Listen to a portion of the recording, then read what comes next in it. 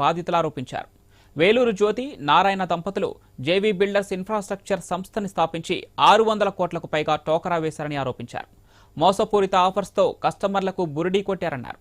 పలు ప్రాంతాల్లో farm land వెంచర్లు వేసి కొంతకాలం క్రితమే ఎత్తివేశారన్నారు. పోలీసులకు ఫిర్యాదు చేసినా న్యాయం జరగడం లేదని బాధితులు తెలిపారు. ప్రశ్నిస్తే జేవీ ఇన్ఫ్రా యాజమాన్యం బాధితులపై బెదిరింపులకు పాల్పడుతున్నారన్నారు.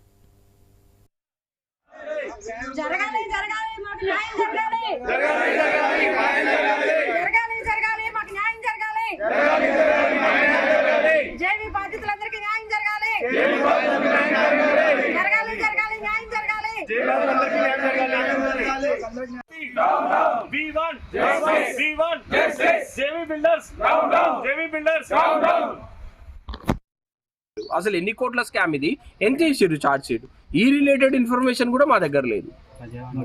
ప్రజావాణిలో అయితే ప్రతి ఒక్కరు వెళ్ళి ప్రజావాణిలో కంప్లైంట్ ఇచ్చారు. ఇప్పటి వరకు జేవీ రిలేటెడ్ సొల్యూషన్ అనేదే రాలేదు, ఎవరు పిలవలేదు, రాలేదు.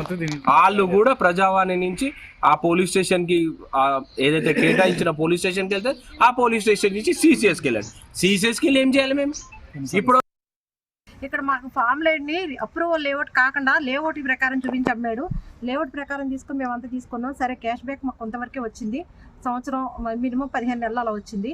తర్వాత ఎప్పుడైతే క్రితం సంవత్సరం మార్చి 15వ తారీఖున వాడు అబ్స్కాండ్ అయ్యాడు. అబ్స్కాండ్ అయిన తర్వాత మేమంతా మాకు కనీసం ల్యాండ్ అన్నా ఉన్నాయి అట్లీస్ట్ అని మేమంతా ఆలోచించి భావించాము, హ్యాపీగా ఉన్నాం.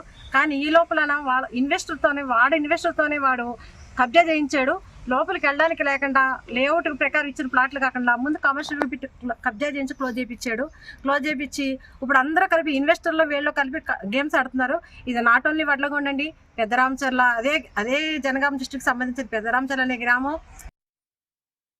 ఒక ఆల్మోస్ట్ ఒక 2000 మంది నుంచి 3000 మంది బాధితులు ఉన్నారు. దీంట్లో మాకు ఒక ఆఫర్లు అనేది రిలీజ్ చేశారు వాళ్ళు, జేవీ బిల్డర్స్ వాళ్ళు. ఏం ఆఫర్స్ అంటే వాటిలో ఒకటి బైబ్యాక్ అని, ఒకటి సెక్యూరిటీ పర్పస్లో ల్యాండ్ హ్యాండ్ ఓవర్ చేసేసి తర్వాత మీరు ఎప్పుడైతే వద్దనుకుంటారో అప్పుడు మీ ల్యాండ్ మేము తీసేసుకొని మేము డబ్బులు ఇస్తామని చెప్పారు.